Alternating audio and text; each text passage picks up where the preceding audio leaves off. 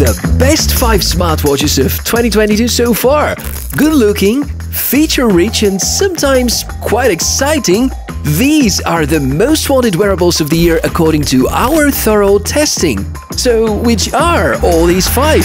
Let's inspect!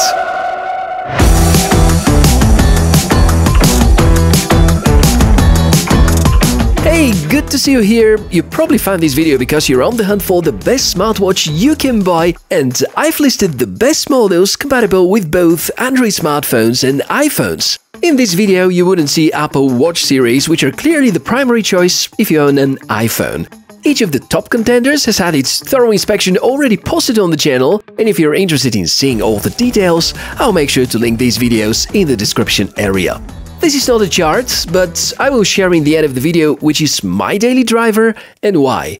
So alphabetically, GT3 by Amazfit qualifies first. It is a very good choice, not great but certainly a decent performer. It happens to be the most affordable out of all, launched at $180 but now very often being discounted down to $150. It's good looking, with decent build quality, has a lot of health tracking sensors, including PPG-HR sensor, blood oxygen saturation sensor, it can detect steps, calories, sleep cycles, has more than 100 workout modes, has an inbuilt GPS, and the list of features is pretty long. Out of everything, the battery endurance is perhaps the most remarkable quality because it can last up to 2 weeks if you go for rather battery-friendly settings. Although the display is stunning, the performance awesome, and the app lets you customize a whole lot of things including installation of some basic apps, there are some shortcomings though, like the fact that it doesn't have a speaker, therefore you cannot make Bluetooth-related phone calls, there is no Wi-Fi, which makes downloading updates take forever, and some other minor drawbacks. Overall, I do find the GT3 to be a step down from last year's GT2, although the interface of the new edition is snappier, and I like very much this pretty awesome working rotating crown. On the other hand, if you have another extra $100 to spend, there's the GT3 Pro model, which seems to cover all of that. So if none of the mentioned drawbacks is going to limit you, this is a watch I can certainly recommend for being accurate, durable, stylish and easily integrated with third-party services like Alexa, Google Fit or Strava. As a second top choice, let me reveal the first Wear OS-based smartwatch in this video.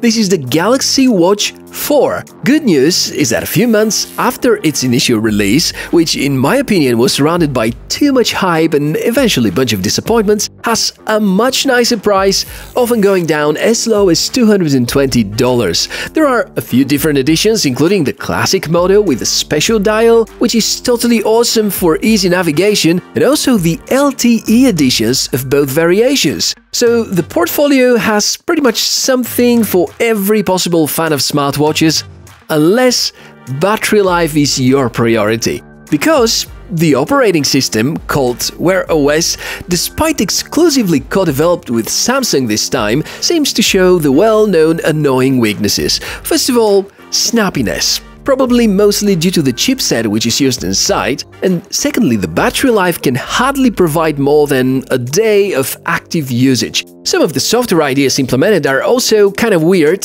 For instance, half a year later, Google Assistant remains to be a unicorn for this smartwatch, and this fact alone, to me, is a big red alert, making me think that we should never trust promises about coming firmware updates.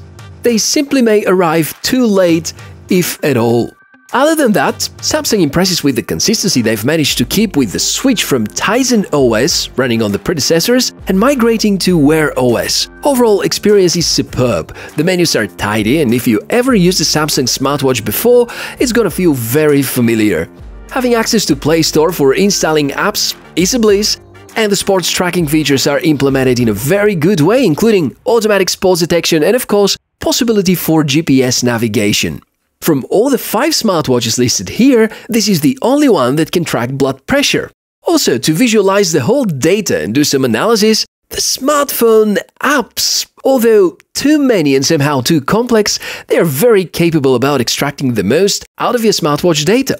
Looks like although we can have a lot of remarks about certain decisions that Samsung have taken, this continues to be one of the best Wear OS smartwatches up to date.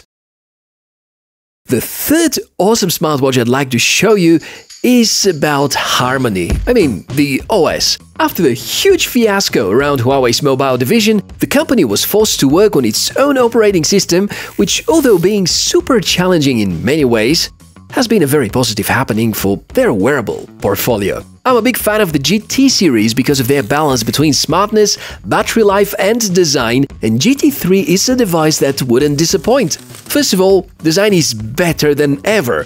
Huawei also adopted the rotating crown concept, which is in my opinion invaluable. Sadly, there still is no LTE edition for this watch. Looks like it's an exclusive option for the non-GT series. But other than that, hard to find a weakness unless you're a passionate athlete and are looking for integrations with softwares like Strava or Google Fit. Premium materials, awesome feeling on the wrist, one of the most accurate HR sensors I've ever seen on a smartwatch so far, and even the possibility to link an external Bluetooth device. You can also store music, even use the watch as a portable speaker.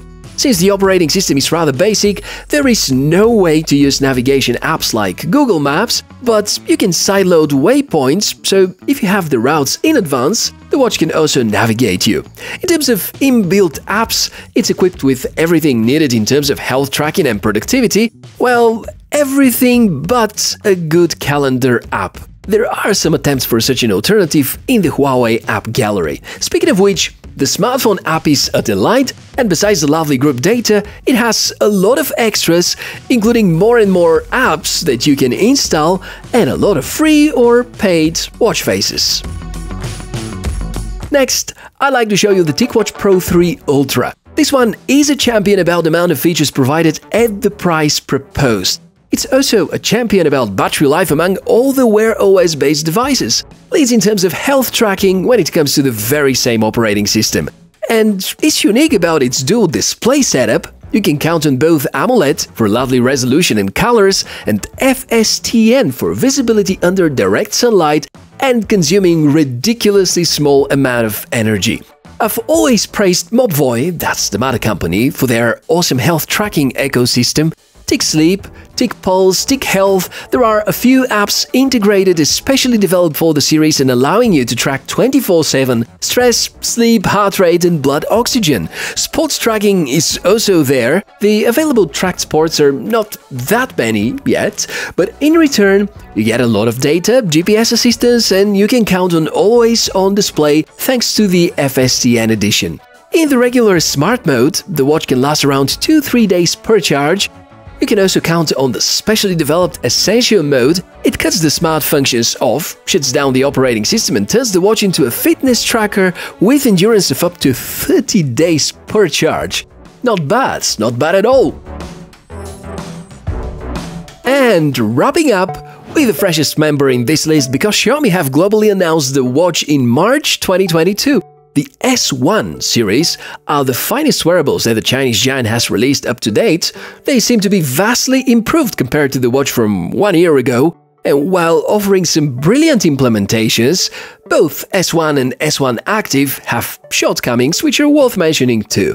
To begin with the more premium edition, it is indeed a little too expensive, but we have to admit it looks stunning. As stunning as Huawei Watch GT3 Pro, I do think this is almost a rip-off in terms of design. Durable materials, excellent display, of course, accompanied by always-on function, more than 100 workout modes can be tracked. Needless to say that sleep, continuous HR tracking, blood oxygen saturation and the usual steps and calorie estimations are also present and tracked, just as they are with most 2022 smartwatches anyway. What makes Xiaomi Watch S1 unique are a few important details. Firstly, a revamped smartphone app. Some important improvements are included. Secondly, the devices have NFC chip inside and are currently the only non-Wear OS smartwatch series with great battery life and possibility to make contactless payments.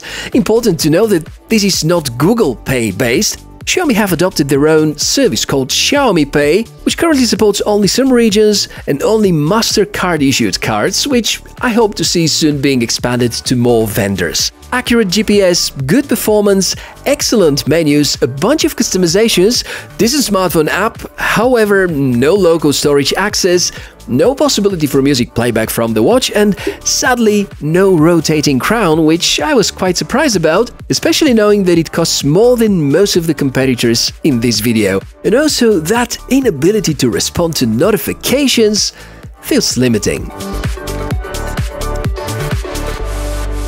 In the end, being 2022, the smartwatch market seems to settle down. Semiconductor shortage, combined with increased prices and hard-to-source components, pushes some of the makers to cut corners, and looks like some vendors are actually axing some very important features. This year we pay more for less, and this is obviously something nobody really enjoys. Still, from all these models, I keep on favoring Huawei Watch GT3, especially after installing one of the major updates which brought the possibility to respond to notifications via predefined answers. It does feel like the most complete out of all these watches, especially knowing that it's the second cheapest.